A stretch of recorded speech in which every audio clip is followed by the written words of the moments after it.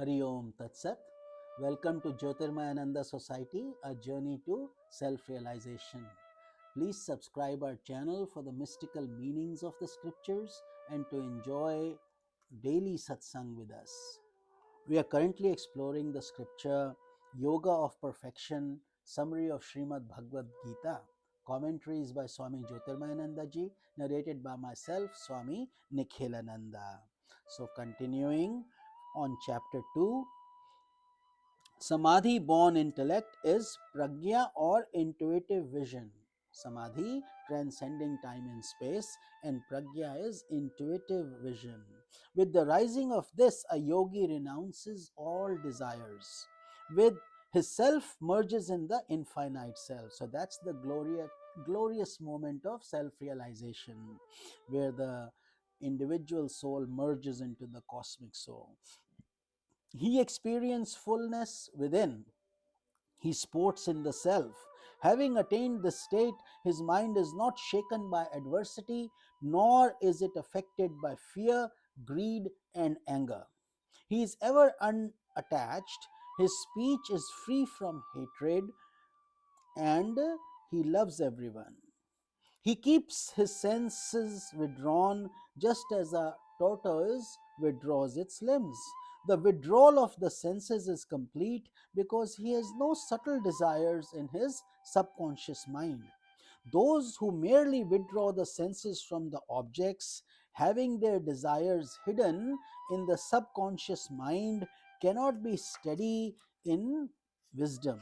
But those who have seen the self by the intuitive vision, they are free from subtle desires. So one should control the senses diligently, because by thinking of objects one becomes attached to them. Attachment brings forth desire. Desire, when obstructed, converts itself into anger. Anger creates confusion. Confusion checks the rising of the good impression from the subconscious mind. Thus, memory being checked, one lives a miserable life. Therefore, one should be self-controlled. By control, one conquers attachment and hatred and acquires the placid state of mind that holds steady vision of the soul. Without placid state of mind, one cannot realize the glory of the self. Without realizing the self, one cannot acquire bliss. Therefore, the senses must be controlled by the force of knowledge. If the senses are uncontrolled, it would be difficult to maintain a steady intellect. The latter drift like a boat on troubled waters. Therefore, controlling the horses with the reins, where horses being the senses and the rein being the mind. A person who has attained intuitive vision is awake to the truth of spiritual life, but one who lacks such a vision is merged in sleep of ignorance. He is awake only to the little pleasures of the senses, the illusory glitters of the world. But a wise man is in sleep with reference to worldly values. His heart is like an ocean. Rivers pour their content into the ocean, but the ocean is never agitated. It is within its bounds. Even so, when the desires are satisfied, the heart of a sage is unaffected. He attains peace. But one who is like a shallow stream does not attain peace.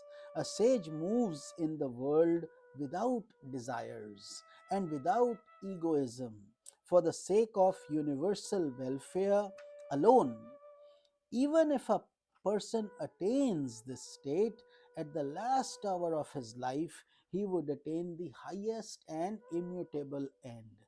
The following chapters of the Bhagavad Gita explain this theme of knowledge elaborately, which we will be covering in our daily satsangs.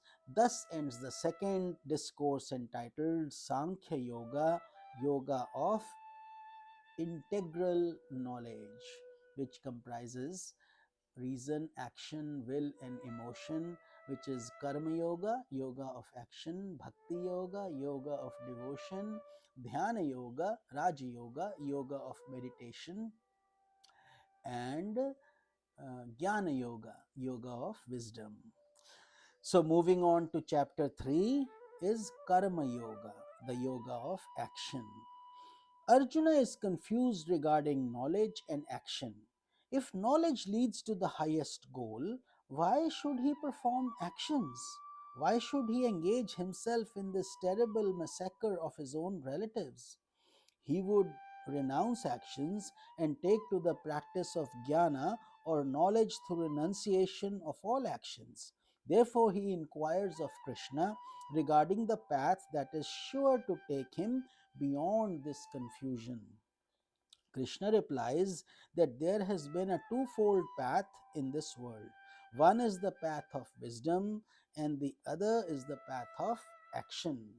The path of wisdom is a process of linking the mind with the intellect, linking the lower self with the higher self, culminating in the renunciation of ego and attachments, consummating in liberation. The path of action is the performance of various religious rites enjoined in the Vedas according to one's class and order in life, as well as performance of good actions for the benefit of humanity with a sense of doership and with the expectation of reward here as well as hereafter in heaven.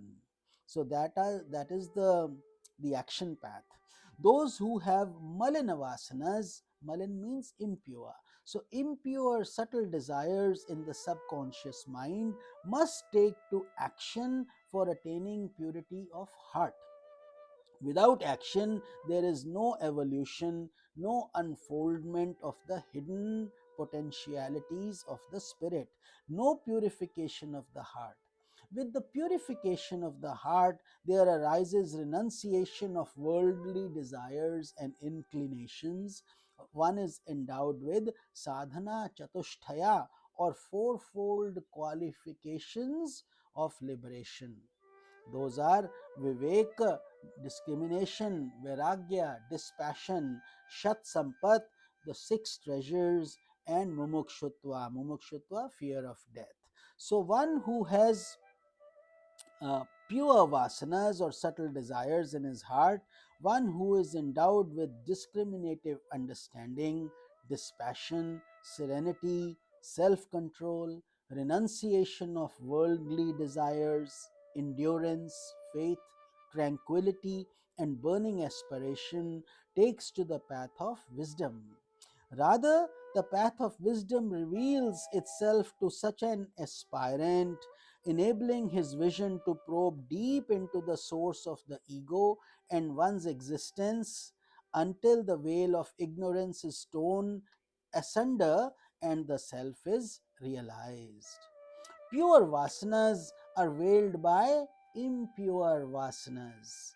One should diligently convert the path of action into karma yoga, a path that instead of taking the followers to illusory joys of heaven, it prepares them for the attainment of sublimation, an integration of the lower self, and movement towards the highest end in life. It is a path in which action is performed with vision. Action is performed without selfish attitude, without expectation of the fruits of action. This path leads to purity of the heart. This prepares a person for the fuller and more perfect practice of the path of wisdom. When all the impure desires are destroyed, the actions of the sage are based upon the purest vasanas, and such actions are not incompatible with wisdom. This conversion of the path of action into karma yoga is essential. Without this, there would not be progress on the spiritual path. It is not possible for anyone to renounce actions physically. If one does so, he is a hypocrite because though apparently he sits quietly, he is active within through his inner desires. which he cannot shake off merely by assuming external quietness. Therefore, one should perform one's ordained duties. Action has universal implication. Let this feeling develop that God is being worshipped through every action. Let action be performed in the sense of a sacrifice. So, we will continue this satsang tomorrow morning. Hari Om Tat Sat. Om Tat Sat.